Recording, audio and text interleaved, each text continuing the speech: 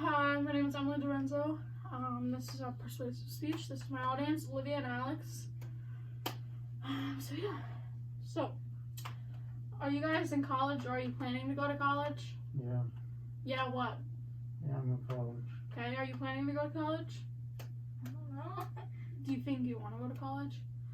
Yeah. Okay. So, did you know that after your 4 years of college, that you'll be thousands of dollars in debt? So when you go to college, you're gonna be thousands of dollars in debt. So obviously, I'm a college student. This is my second year at Bucks, and unlike a lot of students who don't go to community college, first I saved money. So my first 2 years, I didn't really spend anything. But in the fall, I'm attending a private university for nursing. So each semester is like $40,000. So without aid, before aid, that's like $80,000 for 2 years. So imagine going there for 4. That's like $160K. But so now I'm gonna tell you this whole speech. I'm gonna tell you about all the student debt that arises from college and ways we can try to fix it. So I'm gonna tell you that why student loans shouldn't have to be paid forever, basically. So the amount of student debt caused by loans for college is way too high. So wages have increased 67% since 1970, but the rate of college tuition increases so much faster than that. The tuition rate has more than doubled since 1980. Student debt is increasing and it'll continue to increase. The student loan debt is currently at 1.6 trillion, so not billion, not trillion. And the average student debt is $32,731. And the average monthly payment is $393. So that's like almost $400 a month. Many student loan companies have a 10-year program, so they say that you'll be able to pay off your whole loan in 10 years. But it usually takes way longer to pay it off. There are more than 3 million senior citizens in the United States that are still paying off their student loans. And that happens because of interest. As time goes on, interest builds up and you end up paying more than what you owe. So it's more than your principal amount. And student loan debt can have effects on our lives. It can be affected personally with work and all that kind of stuff. So it can delay marriage and family formation. It can mess with the growth of small businesses. It can prevent young families from buying homes. It can jeopardize the short-run financial health of households. It will prevent people from saving up for retirement. So young people won't be able to save as much or maybe at all. And it could cause students to give up on their dreams. So they might pick a career completely unrelated to their major, and it offers less career potential, so they're going to stray away from what they wanted to do in the first place. So what ways can we fix this? Like, how can we, make people not pay student loans for the majority of their life? So colleges can possibly lower tuition, so the tuition rate doesn't keep increasing, and without the increasing tuition rate, student loan debt won't keep increasing. Another way is that student loans can be forgiven after a few years, so students should be able to pay what they can afford, and after they've been paying for a certain amount of years, the loan can be forgiven or at least lessened, so you don't have as much loan left. Maybe they can chop off the remaining half, or chop off half of the remaining. And then if the tuition of colleges was cheaper, so less than it is now, again, so it won't be increasing. So if it was cheaper and if student loans could be forgiven after a few years, this would all help the effects from taking out student loans. It would be better for us.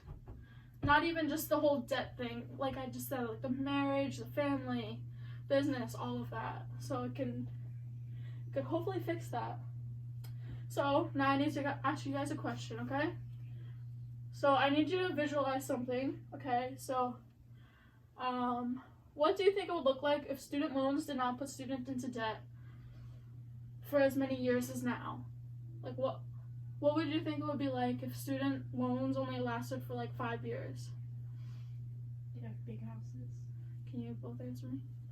People who do majors that they don't know anything about because they don't care, so they'll do higher majors than they can afford. Okay. Well, what I was thinking is that the student, like, if the student loans are lessened, then people would be starting families younger. You know, they would have enough money to be able to live, because a lot of people take out student loans because the cost of living is really expensive. So I think people would be trying more things. And what do you think it would look like if we can't fix this issue? Like, what do you think it'll keep looking like if this issue never changes? It'll look exactly the same. Nothing will change. Just get better. Do you have any answer? Yeah, so people are just going to be in debt for like a majority of their lives. Like we said, the senior citizens are still in debt, so people are going to be in debt forever. You know, people might be getting married super late and having children really late and all of that. Okay, so we need to obviously do something to fix this, because, you know, it's not good for students, it's not good for the economy. So there's not really much we can do, because we can't like go make changes, we can't lower the price of tuition. So we can write letters, can write them to the government, colleges, student loan companies, all that kind of thing. You know, maybe if enough people write letters, then they'll change their minds or whatever. Maybe it can help. We can also work to get loan forgiveness companies to like expand their amount of people they accept. So the Public Service Loan Forgiveness is a student loan forgiveness company, and as of September 2019, they had 136,473 applicants. Of those applicants, they approved only 1,561 applicants. And then they denied the other applicants, which was 123,146 applicants. So basically, that means they denied about 40% of all applications. So only 10% got that student loan forgiveness. So we can try to work to get them to accept more people, because at the rate they're going, not a lot of people will get their loans forgiven.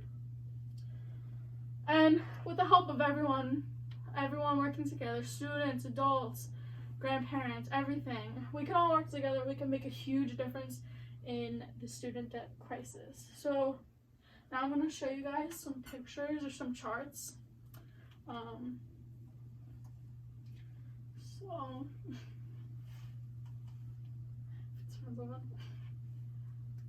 Okay.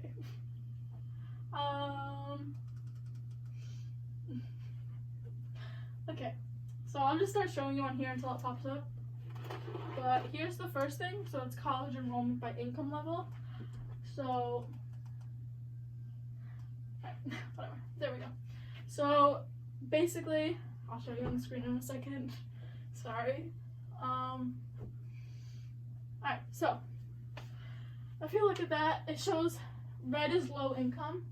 So all you can see, it's like steady and it goes up, up, up, down, up. But now, so like we're more over here, it just keeps going up. So it only shows 2015, but obviously it's still continuing to go up. So the low income families are all going to college more. So they don't have the money to pay for school. So more loans will be taken out by them, especially a lot, and the student debt will go up for sure. Did I skip one? No, okay. This is the 2019 total student loan debt by age. So you can see all the different ages. And what I thought was interesting was that the biggest age was 35 to 49. So I don't know. I thought it was really interesting, and then there's barely any here. Well, there's a lot, but it's not as much. I would have expected this to be the highest one, like really big, but it's this one. And you can see 62 and up, they still are in debt. So we need to work on student loans getting forgiven. I thought this was pretty interesting. So it says student loan borrowers now graduate with an average of $37,172 in student loan debt, and that's about the same as, so you can see everything. So it says a 20% down payment on a home, a 10% down payment on a more expensive home, a brand new Audi A4, a Tesla, a Ford F-250, a wedding, a swimming pool, and startup costs for business. So they're in all that debt, and basically that's what the debt could have bought, basically. Okay, and this is just another little chart to show. So student loans is in the black, in the red is car loans, in the blue is mortgages, and green is credit card. And you can see that student loans are so much more in debt than them.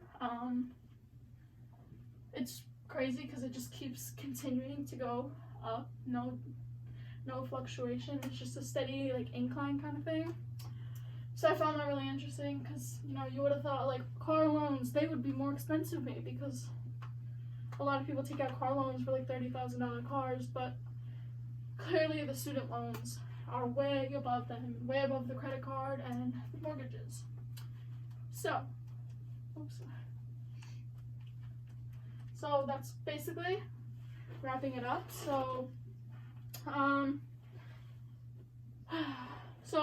again, we need the help of everyone, because without everyone's help, we can't accomplish this. We can't lower student loans. We can't forgive them. We're not going to make any progress without any of us. So if you want any more info, I forgot to leave this on the screen, but I have some links if you guys want to see them, or anyone watching, if you guys want to see them. So those are the links if you want more info on the student loan debt crisis. So yeah, that's my speech. Thank you.